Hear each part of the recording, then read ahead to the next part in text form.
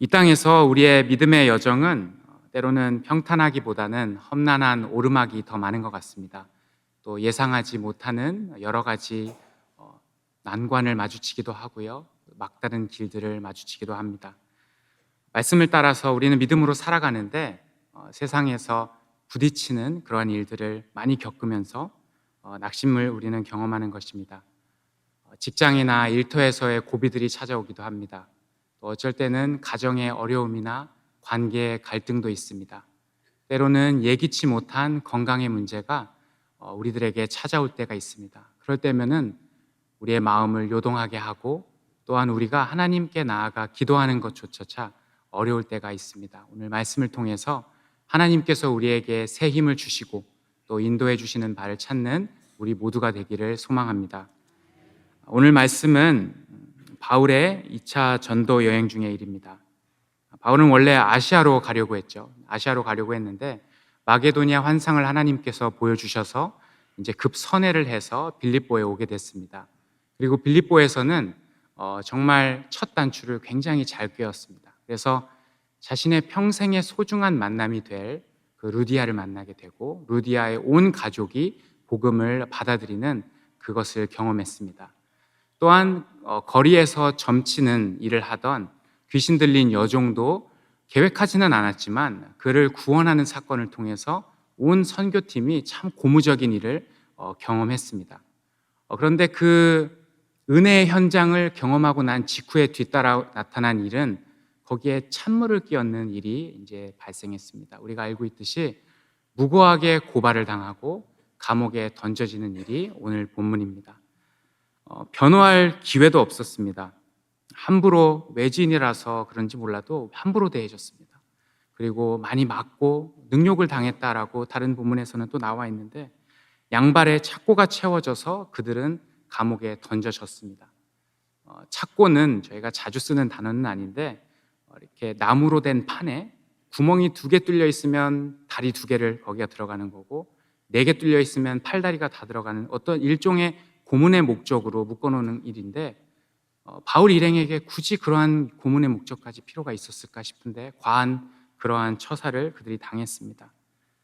온 몸은 상처와 멍으로 신음할 수밖에 없고 그들에게는 비인격적인 이러한 폭력에 대해서 참 비참한 마음이 들었을 것 같습니다.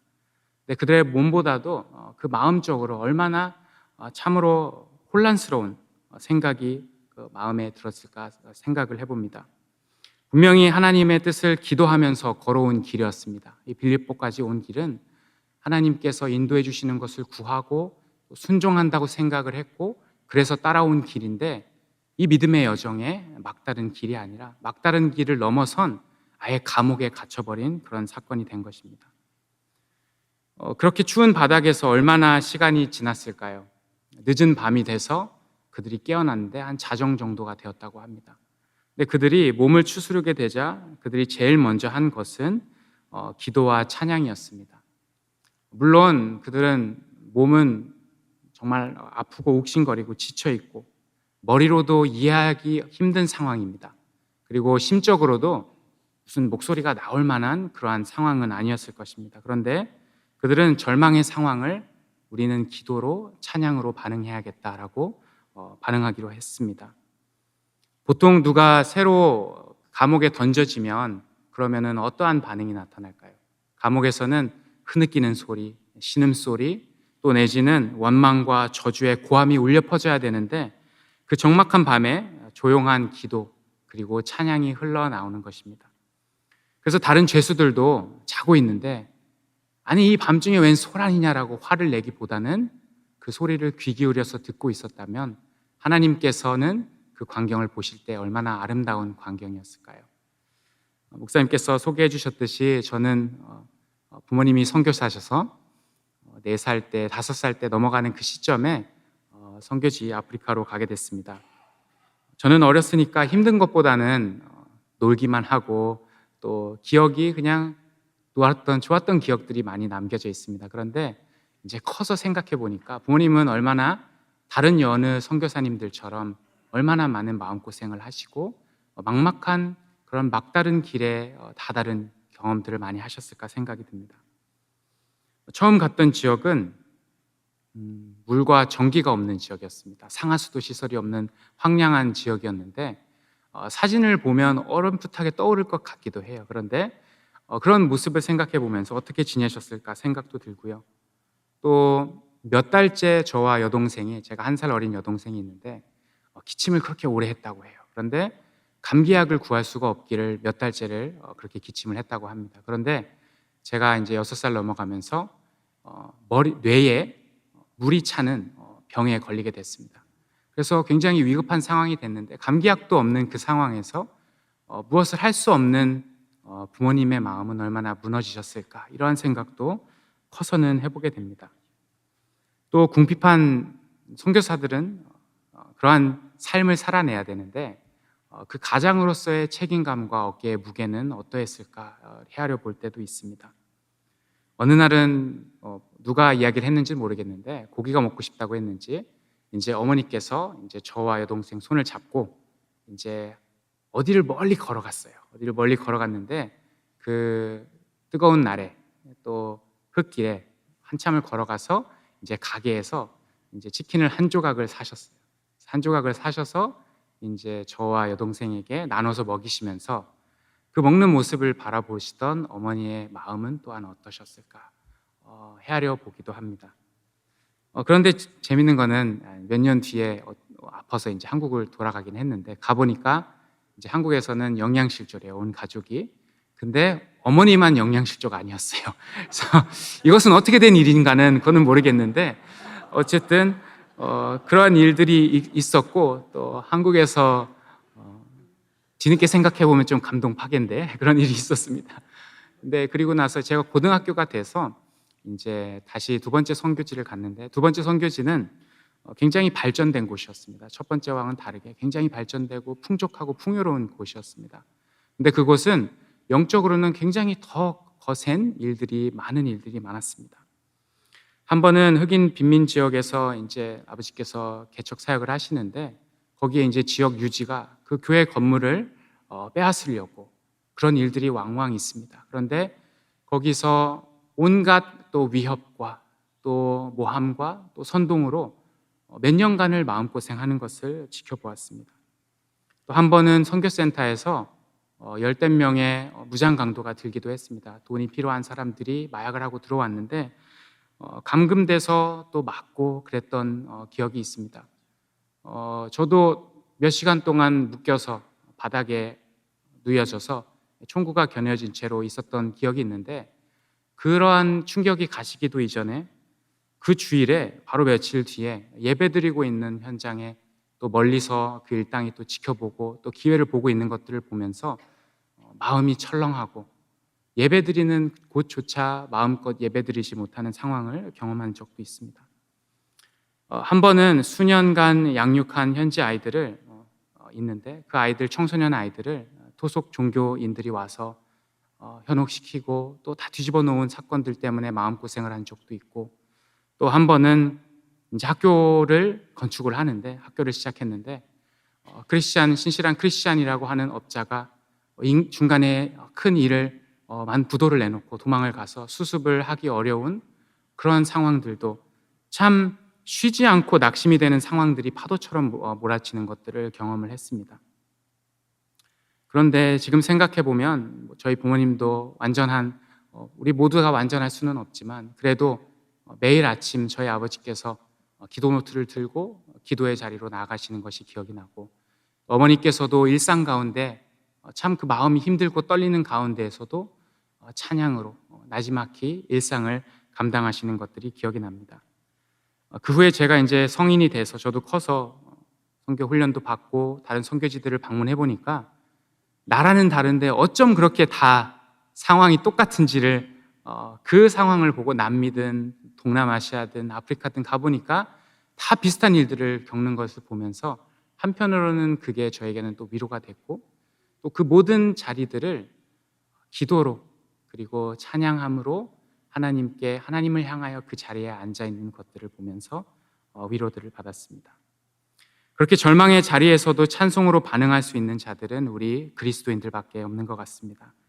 존 파이퍼 목사님은 이렇게 말했습니다. 그때가 우리가 하나님을 가장 영광스럽게 만드는 때라고 말했습니다. 우리가 하나님을 가장 영광스럽게 만드는 것은 우리의 모든 상황이 형통하고 또 우리가 많은 것을 성취했을 때가 아니라 우리가 인생에 손해보고 또 힘들고 절망의 자리 가운데 비록 있을지라도 그 자리에서도 그 시간 속에서도 우리 하나님께 드리는 우리의 믿음의 신앙 고백이 하나님을 가장 영광스럽게 만든다라고 말했습니다. 우리는 삶의 위기를 직면하면 우리의 입술로는 부정적인 말이 먼저 나옵니다. 우리의 입술로는 비관적인 탄식이 먼저 나옵니다. 그리고 하나님께 서운한 마음과 원망을 가지기가 쉽습니다. 하지만 도리어 그 상황 가운데 우리가 하나님께 아름다운 신앙의 고백으로 찬양으로 영광 돌리는 우리가 되기를 소망합니다. 그렇다면 그들은 어떠한 기도를 드렸을까요? 위기를 찬송과 기도로 반응한 그들은 그들의 기도의 내용은 무엇이었을까요? 라는 생각이 듭니다. 늦은 밤에 기도와 12시가 넘어서 기도하고 찬양한 그들의 시간이 지난 다음에 난데없이 지진이 일어났습니다. 사도행전에서 몇 번 일어나는 일이죠. 하나님의 크신 개입하심이 일어나는 일이 베드로의 때에도 2번 있었고 바울의 때에 이렇게 나타납니다. 그리고 옥문이 부서져 버립니다. 그 문이 부서져 버리고 그들을 채웠던 착고조차 풀려버립니다. 그러면서 탈출할 절호의 기회였습니다. 아니, 여러분 생각해 보세요. 문이 열렸고 간수도 없고 족쇄도 풀렸고 밤입니다. 도망가면 아무도 못 찾습니다. 탈출할 절호의 기회인데 그때에 바울과 실라는 제자리에 남아 있습니다. 왜 남아 있었을까? 이것이 바로 그들이 어떠한 기도의 내용을 드렸을까와 관련이 있을 것 같습니다. 만일 그들이 하나님, 이 문제만 빨리 해결해 주세요. 저희를 속히 이 감옥에서 나가게 해주세요 라고만 그들이 기도하고 있었다면 문이 열렸으면 어떻게 했을까요? 바로 나갔을 것입니다. 하나님의 기도 응답이구나 생각하고 바로 나갔을 것입니다. 그런데 그들이 나가지 않았다는 것은 어쩌면 그게 그들의 기도 제목이 아니었던 것 같습니다. 바울의 기도를 참고해 볼 수 있는 구절을 하나 떠올려 보자면 우리가 너무 잘 알고 사랑하는 말씀, 빌립보서 4장 6, 7절 말씀입니다. 이것은 바울이 나중에 다른 감옥에 있을 때 역시 감옥에서 쓴 편지이잖아요. 아무것도 염려하지 말고 다만 모든 일에 기도와 간구로 너희의 구할 것을 감사함으로 하나님께 아뢰라. 아멘. 저는 여기서 기도를 기도와 간구라고 구분한 이 부분을 주목하고 싶습니다. 영어로 번역본에는 간구라는 것이 supplication 또 내지는 petition 이렇게 나와 있죠. 하나님께 요청을 한다는 것입니다. 우리의 기도는 요청에서 간구의 내용은 요청은 매우 중요한 내용 중에 하나입니다. 아이가 넘어지면 바로 누구부터 찾죠? 아이는 넘어지면 엄마만 찾습니다. 엄마 품에서만 위로를 받습니다. 엄마가 안아줘야지만 달래집니다. 맞죠? 아이가 넘어지면 부모님을 찾는 게 당연하듯이 하나님의 자녀들도 아버지를 찾는 게 당연한 일입니다. 하나님을 찾고 하나님께 내 솔직한 모든 마음을 터놓고 아뢰고 나의 아픔과 상처, 어려움을 다 터놓고 아뢰는 것, 그리고 하나님 도와주세요 하고 간구하는 게 우리의 당연한, 하나님이 우리의 부모님이기에 도움을 요청하는 것입니다. 그래서 이것은 기복신앙과는 굉장히 전혀 다른 일입니다. 기복신앙은 하나님을 거래의 대상으로 보고 조건을 걸고 요청을 하는 거죠. 하지만 이것은 똑같은 요청이지만 그리스도인의 간구는 아버지가 되시는 나의 아버지께 내 마음을 다 터놓고 소통하고 표현하는 의존성의 표현입니다. 그래서 그 마음의 전혀 동기가 다릅니다. 그래서 기독교의 간구는 우리 기도에서의 굉장히 중요하고 꼭 필요한 내용입니다. 우리는 하나님께 간구해야 됩니다. 우리의 상황을 놓고 우리의 도우심을 구하며 간구해야 됩니다. 하나님 다 아신다 하면서 간구하지 않는 것은 사실은 아직도 내 삶의 주체가 나이기 때문에 우리가 간구하지 않는 것일 수도 있는 것이기 때문입니다. 다윗도 간구했습니다. 그의 무수한 시편을 통해서 하나님 나의 상황 가운데 내 마음 아시죠? 내 아픔 아시죠? 하면서 그에게 하나님께 절절히 다 아픔을 그리고 도움을 구한 것이 바로 다윗의 시편입니다. 바울도 그래서 분명히 이 감옥에서 그가 간구와 기도를 했을 때는 하나님 아버지께 그의 아픔을 놓고 자세하게 하나님께 아뢰었을 것입니다. 그런데 굳이 여기서 기도와 간구를 나눈 것은 하나님께 우리가 간구하는 것 넘어 또 다른 중요한 우리의 본질적이고 우선적인 기도의 내용이 있다는 것입니다. 그것은 바로 하나님의 주권을 고백하는 기도입니다. 하나님이 옳으십니다. 하나님의 뜻을 따르겠습니다라는 기도입니다. 존 메가더 목사님은 그래서 이렇게 말했습니다. 기도란 하나님께서 내게 동의하시는 게 아니라 내가 하나님의 주권을 고백하고 내가 하나님 앞에 순복하는 것이다, 이렇게 말했습니다. 하나님이 내게 동의하는 것이 아니라 내가 하나님께 동의합니다. 지금 이 상황은 내가 이해할 수 없고 지금 이 상황은 내가 받아들일 수 없지만 하나님의 주권을 나는 인정하고 하나님, 내가 다 받아들이겠습니다라고 고백하는 것입니다. 내가 하나님의 뜻이 선하다는 것을 인정하고 무조건 하나님이 옳습니다. 지금 이 상황 속에서도 하나님의 인도하심을 신뢰합니다라고 고백하는, 하나님의 주권을 고백하는 기도가 담겨져 있는 것입니다. 예수님께서 겟세마네 기도를 하신 그 본이 바로 이 기도입니다. 하나님 아버지를 향해 예수님께서는 모든 예수님의 심정을 마음에 그냥 품고 담고만 있어도 되는 모든 내용을 아버지께 다 털어놓으셨습니다. 예수님이 모든 마음을 털어놓으신 그 이후에는 그렇지만 나아가 아버지의 뜻에 순종하시겠다라는, 하나님 아버지의 주권을 순종하겠다라는 결단으로 나아가는 기도를 이어가신 것입니다. 따라서 우리도 아버지신 하나님을 향해 아뢰는 간구, 정말 모든 것을 터놓는 세세한 간구가 필요함과 동시에 우리의 모든 기도는 왕 대신 하나님의 주권을 우리가 다 받아들이고 순종하겠다라는 하나님의 뜻과 목적이 가장 선하다는 고백으로 나아가야 하는 것입니다. 그것이 바울이 감옥 속에서 드리지 않았을 기도인가 생각을 해봅니다. 그리고 그렇게 하나님의 뜻을 이루기를 원합니다 기도했을 때 하나님이 주시는, 바울에게 주시는 은혜는 영적인 분별력입니다. 우리가 혼란 가운데 이 상황을 어떻게 판단해야 되지 할 때 우리가 하나님의 주권을 고백할 때 하나님이 주시는 것은 영적인 분별력입니다.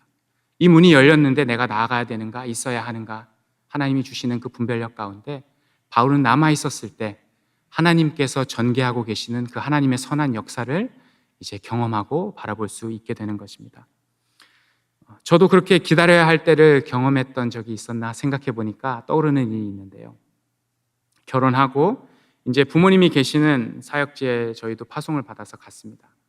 그래서 이제 몇 년간 또 즐겁고 재밌게 사역을 하고, 그런데 이제 몇 년간 사역하다 보니까 뭔가 젊은 마음에 조금 더 도전하고 싶은 마음도 생기고 여러 가지 더 큰 세상을 보고 싶은 마음도 생기고, 그래서 저희는 그 당시에 학교 사역을 하고 있었는데 대학생들을 만나보고 싶습니다, 이러한 마음을 가졌습니다. 그래서 캠퍼스 사역이 없다는 곳을 찾아서 800km 정도, 1000km 정도 떨어진 곳을 그렇게 갔습니다. 그래서 캠퍼스에 들어가서 전도를 하는데 조금 이상합니다. 전도를 하고 있는데 분명 아프리카 사람들 굉장히 친근해요. 호의적이고 또 누구나 쉽게 친근하게 다가갈 수 있는데 그렇게 사람들 전도를 하고 청년들을 하고 있는데, 그래서 이야기들을 나누고 반갑게 하는데 약속한 날이 되면 안 나타나요. 아무리 만나고 또 그리고 정말 이 친구는 관심을 가지고 있다, 또 전도를 마음에 또 아멘하고 받아들이는데 안 나타나요, 그 친구들이. 그래서 정말 이상하다 생각이 들었습니다. 그래서 강의실에 점심시간에 또 찾아가기도 하고, 또 마치고 나오는 점심시간에 샌드위치 들고 있기도 하고, 또 공부 마치는 시간들 기숙사 가는 그 길목에 서 있기도 하고, 또 전도지도 주기도 하고, 토요일 되면은 잠자고 있는 방문들, 기숙사들 깨우기도 하면서 열심히 나름대로는 해봤는데 주일날 되면 아무도 안 나타나요. 전화해보면 주중에도 연락을 안 받아요. 그런 일들이 생기면서 뭔가 이상하다 생각이 들었습니다. 뭔가 벽에 부딪히는 느낌이었습니다. 그런데 나중에 알고 보니까 예상하지 못한 일이 있었습니다. 제가 거기 가기 이전에 벌써 수년 전에 한국에서 어떤 사이비 종교단체가 와 있었습니다. 그리고 지역교회 성도들을 빼가고 여러 가지 분열들이 일어나고 갈등 관계가 생기고, 한국의 교환학생들이 그 단체를 통해서 갔는데 다 연락이 두절되고 그런 문제들이 생기게 되면서 그냥 학교 전체에, 기숙사 전체에 한국인을 조심하라는 공지가 나온 겁니다. 스페시픽하게 한국인들, 한국인들을 경계하라고 공지가 나온 상황이었습니다. 저는 당연히 너무 자랑스럽게 만나는 사람마다 저 한국에서 왔어요, 한국 사람이에요 하고 전도를 하고 다녔는데, 그 사람들은 웃으면서 식은땀이 났겠죠. 한국인이래라고 하는 생각이 들었겠죠. 그러면서 나중에는 제가 항상 전도하는 길을 서 있는 걸 아니까 멀리서 보니까 돌아가요, 학생들이 다른 길로. 저를 보면 피해가는 것들을 경험을 했습니다. 그래서 매주 우리 여기서 예배 드릴 거야 라고 하는 그 텅 빈 강의실을 결국에는 저와 아내와 우리 유치원생이었던 딸과 아직 걷지 못하는 1살 아직 안 된 아들하고 넷이서만 그 큰 강의실에서 예배를 드렸습니다. 그렇게 계속 저희만 예배를 드리고 있는데 참 마음이 착잡하더라고요. 예배는 예배지만 뭔가 잘못됐다라는 생각이 드는 거죠. 그리고 저희 옆 교실에서 뭐 그 주변에 다 어떠한 종교 단체들은 그쪽을 쓰게 돼 있는데 우리 바로 옆 교실이 몰몬교였어요. 그러면서 그들은 옆에 있었는데 저희가 찬양을 저희 4명이서 찬양해봤자 얼마나 크게 소리가 나겠어요. 그런데 그 옆에 할아버지, 백인 할아버지 목사님이 와서 저희들 너무 시끄럽다고, 방해가 된다고, 찬양을 하면은 그렇게 얘기를 하는 겁니다. 마음이 더 힘들어지는 거예요. 그러고 있는 시간들이 있었습니다. 그러면서 낙심이 들었습니다. 하나님, 저희 기도하고 왔습니다. 분명히 기도하고 왔고 저희가 어떻게 좋은 시간을 보내려고 여기 온 것이 아닌데 저희도 어려움 감내하고 있는데 하나님, 뭔가 잘못된 건가요? 제가 잘못한 건가요? 하면서 낙심이 되었습니다. 그런데 시간이 지나면서 저의 그러한 기도가 조금씩 바뀌었습니다. 제가 바라고 기대했던 상황들을 조금씩 내려놓게 하시고 저의 기도의 요청들이 하나님의 이 상황에도 하나님의 뜻이 있구나라는 내용으로 바꿔져 가게 생겼습니다. 그리고 하나님께서 전개하실 일들이 있음을 바라보면서 의지하는 기도로 바뀌어 갔습니다. 그리고 좀 더 기다려야 한다는 그러한 마음을 주셨습니다. 그래서 1달이 지나고 2달이 지나고 2달도 굉장히 길었습니다. 3달이 되는 그때에 마찬가지로 같은 그 주일날 저희만 예배를 드리고 있는데 저 구석의 뒷문에 누군가 빼꼼히 문을 열고 3명이 들어올까 말까 하는 것을, 그 광경이 저는 아직도 잊을 수가 없습니다. 그래서 제가 성큼성큼 다가가서 이제 웃으면서 다가갔는데 그들이 제가 처음 한 말이 뭐냐면, 여러분 잘못 온 것 같아요 그랬어요. 몰몬교는 우리 옆이에요. 일단 이 문으로 나가서 오른쪽 저 문으로 들어가세요 하고 안내를 해줬습니다. 친절하게. 그랬더니 그 친구들이 거의 아니라고 그래가지고 그러면은 이 문을 나가서 제7일 안식교는 저쪽 건물인데 그 친구들은 토요일 날 만나서 오늘은 날짜가 아닌데 어떡하냐고 제가 말을 했더니 웃으면서 그 친구들이 하는 말이 여기가 맞는 것 같다. 목사님을 저번에 만났다고 그 얘기를 해서 처음으로 예배를 그 3명과 함께 드리면서 얼마나 그 친구들이 사랑스럽게 보이고 한 영혼이 그렇게 사랑스럽게 여겨지는 때가 그때였던 것 같습니다. 그러면서 그때부터 이제 하나님께서 열어주시는 길들을 따라서 제자 훈련도 하고 그 친구들이 물꼬를 텄어요. 그래서 한 명 한 명 만나게 되는 영혼들을 따라서 하나님의 일이 시작됐습니다. 저는 그것이 하나님께 모든 것을 맡기고 하나님의 주권을 인정했을 때 하나님께서 주시는 또 보여주시는 길들을 경험했다고 믿습니다. 우리는 특별히 길이 막히고 낙심이 되는 상황 가운데 이렇게 하나님의 주권을 고백하는 기도가 중요합니다. 왜냐하면 이때가 우리의 죄성이 가장 고개를 드는 때이기 때문입니다. 혼란스러울 때 우리는 하나님의 주권을 인정하는 기도를 드려야 됩니다. 우리가 스스로 인생의 주체가 되려고 하는 때가 그때인데 하나님을 신뢰하지 못하니까 더 빠르게 움직이려고 해요. 더 섣불리 움직이려고 합니다. 내 생각과 경험과 계획과 인적인 자원과 또 내가 계산했던 것과 내 능력으로 일하려고 할 때 그때 더 큰 위기들이 발생합니다. 더 큰 영적인 폐해들을 우리는 야기하게 되기 때문입니다. 그러나 우리가 하나님의 주권을 인정하는 기도로 나아갈 때 하나님께서 바울과 실라에게 주셨던 그 때마다 필요한 영적인 분별력과 감당할 능력을 더하여 주실 줄로 믿습니다. 마지막으로, 그렇다면 하나님은 그렇게 위기 가운데 찬송으로 반응하고 기도 가운데 하나님을 의지한 그들을 어떻게 사용하셨을까? 하나님은 그들을 그 모습을 어떻게 사용하셨을까 보기 원합니다. 하나님은 그들의 고난 가운데 그들이 고난을 감내했기 때문에 그들의 고난을 반응한 그 모습을 가지고 다른 누군가를 구원하시는 선한 역사를 시작하셨습니다. 간수는 문이 부서지니까 죄수들이 다 탈옥한 줄 알았어요. 그리고 이제 그걸 자기가 다 책임져야 되는 줄 알았어요. 그리고 이제 그것을 뒤니를 책임질 수 없으니 자기는 이제 차라리 죽겠다. 얼마나 그 두려움이 컸으면 죽겠다라고 결단을 하고 죽이려고 했습니다. 그런데 그 목숨을 끊으려 하는 그 찰나에 바울이 그를 극적으로 막아서서 그를 구해냅니다. 그러자 간수는 어떻게 됩니까? 바울 앞에 무릎을 꿇습니다. 그리고 지금까지 바울을 지켜봤던 그 모습이 그에게 어떠한 큰 충격과 어떠한 보이지 않는 하나님을 느끼게 한 경험이 되게 해준 것 같습니다. 그들의 찬송하는 모습, 그들이 기회 가운데에서도 도리어 누군가를 의식하고 기다리고 있는 모습이 살아계신 하나님을 그들의 모습 속에서 발견하고 경외감으로 두려움으로 바울 앞에 무릎을 꿇게 된 것입니다. 사실 그 간수야말로 영적으로 감옥에 갇힌 자였습니다. 평생을 감옥문을 지키면서 살아야 됐으니까 그는 그의 삶의 대부분을 감옥에 살았던 자입니다. 복음의 빛이 누구도 들고 들어오지 않는 죄수들만 있는 그 어두움 가운데 살았던 그는 자신이 왜 공허감이 있는지, 왜 외로움이 있는지, 내가 왜 마음에 만족함이 없는지, 내가 왜 마음에 괴로움이 있는지 알지 못하면서 마음의 번민 가운데 어두움 속에 살아가는 그 삶이 바로 영적으로 감옥에 갇힌 그런 삶이었습니다. 그런데 그 어두움 가운데 하나님의 사람들이 들어와 갇혀 있으면서 감옥 가운데 고난이라는 예수의 흔적을 그들이 남기고 가자 그곳에 빛이 비추인 것입니다.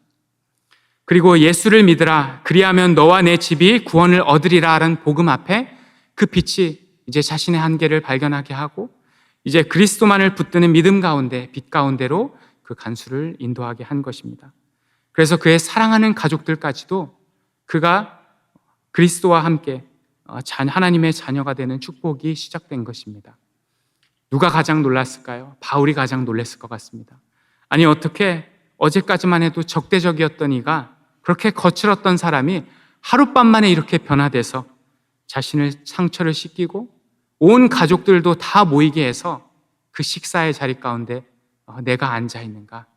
바울도 그렇게 느꼈을 것입니다. 나는 아무것도 하지 않았는데, 나는 길거리에서 전도한 것도 아니고, 나는 아무것도 한 게 없고 감옥에서 나는 그냥 갇히고 견디고 있었는데 하나님께서는 이 일을 통해서 하나님의 일을 하시는구나를 깨닫게 되는 것입니다. 이 놀라운 하나님의 구원의 역사가 어려움을 믿음으로 견디는 여러분의 모든 삶 가운데서도 임하기를 기도합니다. 말씀을 맺겠습니다.